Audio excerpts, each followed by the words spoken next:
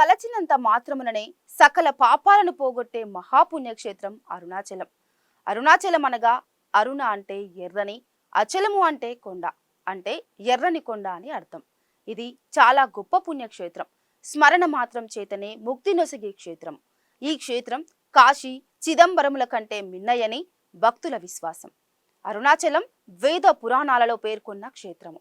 అరుణాచలేశ్వర దేవాలయం శివుని ఆజ్ఞ చేత విశ్వకర్మచే నిర్మించాడని, దాని చుట్టూ అరుణం అనే పురము కూడా నిర్మించినట్లుగా పురాణాలు తెలుపుతున్నాయి. వ్యాస మహర్షి రచించిన స్కంద పురాణంలోని అరుణాచల మహత్యంలో వివరించిన ప్రకారం అరుణాచలంలో జరగవలసిన పూజా విధానమంతా శివుని ఆజ్ఞ ప్రకారం గౌతమ మహర్షి నిర్దేశించినట్లుగా తెలుస్తుంది. కార్తీక పౌర్ణమి సందర్భంగా అరుణాచలంలో పర్యటించిన 6ix9ine టీవీ ప్రేక్షకులకు ఆ పుణ్యక్షేత్రంపై ప్రత్యేక కథనం అందించాలని సంకల్పించింది. మరి అక్కడి విశేషాలేంటో ఓసారి చూద్దాం.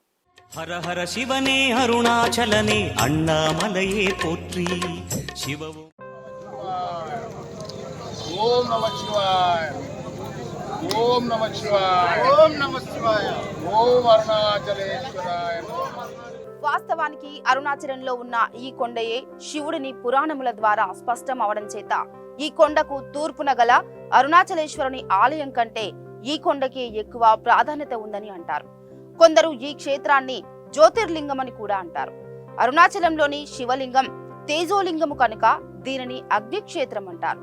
ఈ అరుణాచలం పరమేశ్వరుని జ్యోతిర్లింగ స్వరూపం కావడం వలన ఈ కొండ చుట్టూ ప్రదక్షిణం చేయటం సాక్షాత్తు శివునికి ప్రదక్షిణం చేయడమే అని భక్తుల విశ్వాసం. ఈ ఆలయం గర్భాలయంలోకి ప్రవేశించగానే ఆలయం బయటకు, గర్భాలయం లోపలకు ఉష్ణోగ్రతలతో ఉన్న తేడా భక్తులకు స్పష్టంగా తెలిసిపోతుంది. ఎందుకంటే ఈ శివలింగం అగ్నిలింగం కాబట్టి గర్భాలయంలో లోపల వేడిమి ఎక్కువగా ఉంటుంది. ఎలాగైతే శ్రీకాళహస్తిలో వాయులింగమైన శివలింగం నుంచి వచ్చే గాలి కారణంగా దీపం కదులుతూ ఉంటుందో అదే అనుభవం అరుణాచలం గర్భాలయంలో భక్తులకు కలుగుతుంది. ప్రముఖ ప్రవచనకర్తలు చాగంటి కోటేశ్వరరావు, గరికపాటి నరసింహారావులు ఈ క్షేత్రంపై చేసిన ప్రచారంతో తెలుగు రాష్ట్రాలలోని భక్తులు లక్షలాదిగా తరలివస్తున్నారు. హర హర శివనే అరుణాచలనే అన్నామలయే పోట్రి శివవు. ఇక అరుణాచలంలో శివ దర్శనం కన్నా గిరి ప్రదక్షిణకే ప్రాధాన్యత ఎక్కువ. ఎందుకంటే అరుణగిరియే సాక్షాత్తు పరమశివుడనే భావం ఉండడం చేత భక్తులు పాదచారులై గిరి ప్రదక్షిణం చేస్తారు. ఈ విధంగా శివ స్మరణ గావిస్తూ ప్రదక్షిణ చేసే వారికి మహాపుణ్యం సిద్ధిస్తుందని మహాత్ముల వచనం. అందుచేత నిత్యము అన్ని వేళలా ఎంతో మంది గిరి ప్రదక్షిణం చేస్తూ ఉంటారు. ముఖ్యంగా పౌర్ణమి రోజుల్లో ఇక్కడ లక్షలాది మంది గిరి ప్రదక్షిణ చేస్తారు. ఇక శ్రావణ పౌర్ణమి, కార్తీక పౌర్ణమి, మార్గశిర పౌర్ణమి, మాఘ పౌర్ణమి వంటి విశేష పర్వదినాలలో ఇక్కడ దేశ విదేశాల నుంచి వచ్చిన భక్తులు గిరి ప్రదక్షిణ చేస్తుంటారు. అరుణగిరి పైన గల మహౌషధి ప్రభావం వల్ల శరీరమునకు, శివ స్మరణ వల్ల మనస్సుకు, శివానుగ్రహం వల్ల ఆధ్యాత్మిక జీవనానికి స్వస్థత చేకూరుతుందని భక్తుల నమ్మకం. అందుకే ఈ గిరి ప్రదక్షిణకు అంతటి ప్రాశస్త్యం. గిరి ప్రదక్షిణం చాలా వరకు తారు రోడ్డుపైనే జరుగుతుంది.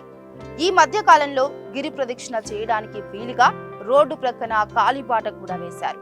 పగటిపూట సూర్య తాపాన్ని తట్టుకోవడం కష్టం కనుక ఎక్కువ మంది రాత్రిపూట లేదా తెల్లవారుజామున చేస్తారు. లేదా మధ్యాహ్నం 3 గంటలకు మొదలు పెడితే రాత్రి 8 గంటల లోపు గిరి ప్రదక్షిణ పూర్తవుతుంది. రమణాశ్రమానికి 2 కిలోమీటర్ల దూరం వెళ్లిన తర్వాత కుడివైపుకు తిరిగి రోడ్డుకి మధ్యలో వినాయకుడి గుడి వస్తుంది.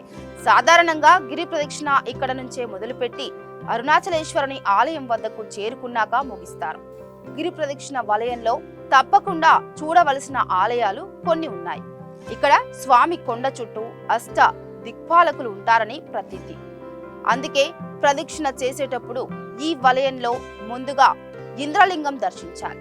తర్వాత వలయంలో క్రమంగా అగ్నిలింగం, యమలింగం, నైరుతిలింగం, సూర్యలింగం, వరుణలింగం, వాయులింగం, కుబేరలింగం, ఈశాన్యలింగం ఇలా అన్నింటినీ దర్శించుకుంటే గిరి ప్రదక్షిణ చేస్తేనే ప్రదక్షిణ ఫలం దక్కుతుందని విశ్వాసం. ముఖ్యంగా ప్రదక్షిణ వలయంలో వచ్చే ఆది అన్నామలై ఆలయాన్ని కూడా తప్పకుండా దర్శించుకోవాలి. రమణాశ్రమానికి 2 కిలోమీటర్లు దూరం వెళ్లిన తర్వాత కుడివైపుకు తిరిగి రోడ్డుకి మధ్యలో ఉన్న వినాయకుడి గుడి నుంచి అరుణగిరిని దర్శిస్తే ఆ కొండ నందిలాగా కనిపిస్తుంది. ఇక్కడ నుంచి అరుణగిరిని దర్శిస్తే పేదరికం పోయి అష్టైశ్వర్యాలు సిద్ధిస్తాయని విశ్వాసం. హర హర శివనే అరుణాచలనే అన్నామలయే పోట్రి శివవు. కార్తీక పౌర్ణమి రోజున అరుణాచల గిరిపైన ఆకాశ దీపము వెలిగిస్తారు. ఈ కార్తీక పౌర్ణమి దీపోత్సవాన్ని చూడటానికి దేశ విదేశాల నుంచి కొన్ని లక్షల మంది అరుణాచలానికి చేరుకుంటారు. అరుణాచలంలో ఎంతో మంది విదేశీయులు శాశ్వత నివాసం ఏర్పరచుకుని శివుణ్ణి ఆరాధిస్తూ ఉంటారు. ఇక్కడ ఉండే ప్రశాంతత, దివ్య శక్తి భక్తుల్లో ఆధ్యాత్మిక భావనలు కలిగిస్తుంది. అరుణాచలంలో చూడవలసిన మరొక ముఖ్య విశేషం రమణ మహర్షి ఆశ్రమం. అరుణాచలేశ్వరుని భక్తుడైన రమణుల వారు తన చిన్నతనంలోనే ఇంటి నుంచి బయలుదేరి అరుణాచలంకు వచ్చి అక్కడే స్వామిని గురించి తపస్సు చేస్తూ తన జీవితాన్ని ధన్యం చేసుకున్న మహానుభావుడు. తదనంతరం అరుణాచలంలో ఆశ్రమాన్ని స్థాపించి ఎందరినో తరింపజేసిన మహానుభావులు రమణుల వారు. అరుణాచలం కొండ నమూనాలను పరీక్షించిన పురావస్తు శాఖ అధికారులు ఇది కొన్ని లక్షల సంవత్సరాలకు ముందుదని నిర్ధారించారు.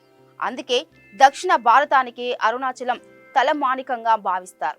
చివరగా అరుణాచలం క్షేత్రంలో పగలు రాత్రి సంధ్యా సమయం మండు టెండలో భారీ వర్షం కురుస్తున్నప్పటికీ చలికి గజగజ వణుకుతూ నిత్యం ఎవరో ఒకరు గిరి ప్రదక్షిణ చేస్తూనే ఉంటారు. పురాణాల ప్రకారం గంధర్వులు, దేవతలు, మహర్షులు, శివలోకం, విష్ణులోకం నుంచి కూడా దేవతలు, గంధర్వులు, కిన్నెరులు, కింపురుషులు భూలోకంలో సూక్ష్మ రూపంలో కానీ పశు పక్షాదుల రూపంలో కానీ అరుణాచలేశ్వరుడి గిరి చుట్టూ ప్రదక్షిణలు చేస్తారని విశ్వాసం. అరుణాచలంలో గిరి ప్రదక్షిణ చేస్తే భక్తులు పాదరక్షలు ధరించకూడదు. మద్యపానం, మాంసాహారం, ధూమపానం చేయరాదు. ప్రాపంచిక విషయాలను పక్కన పెట్టి అరుణాచల శివ, అరుణాచల శివ అంటూ గిరి ప్రదక్షిణ చేయాలి. ప్రదక్షిణ వలయంలో కాఫీ, టీ, ఇతర తినుబండారాలు దొరుకుతాయి.